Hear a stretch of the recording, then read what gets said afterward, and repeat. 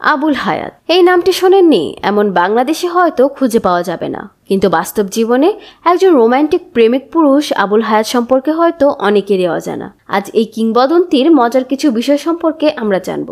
তার পুরো নাম খন্দকার মোহাম্মদ শামসুল আরেফিন আবুল হায়াত গোলাম মাহবুব।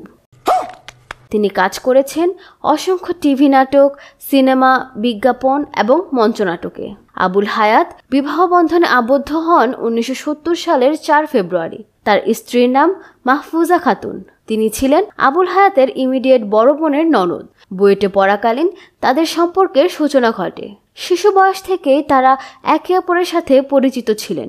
এক পর্যায়ে প্রণয়ের ব্যাপারটি উভয়ে অনুভব করেন। চিঠি এবং টেলিফোনের মাধ্যমে চলত তাদের ভাবের আদান প্রদান।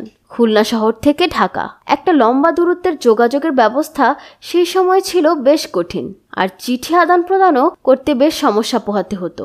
মজার ব্যাপার হচ্ছে, আবুল হায়াত তার বিয়ের 5-6 বছর পর নিজের নামে একটি চিঠি পান। চিঠিতে লেখা ছিল, তুমি অনেক দিন আমাকে ফোন করো না, চিঠি পাঠাও না, অনেক দিন তোমার কোনো খবর পাচ্ছি না। তিনি অবাক হয়ে যান, কারণ সেই সময় তাকে এই ধরনের চিঠি পাঠানোর কেউ ছিল না। পরবর্তীতে তিনি দেখেন তার স্ত্রী অর্থাৎ প্রাক্তন প্রেমিকার 5-6 বছর পূর্বে লেখা সেই চিঠি তিনি 5-6 বছর পর হাতে পেয়েছেন।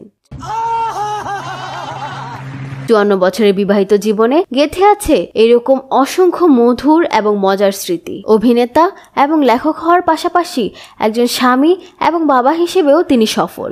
এই সুন্দর দম্পতির সুদীর্ঘ জীবন আমাদের একান্তই কাম্য।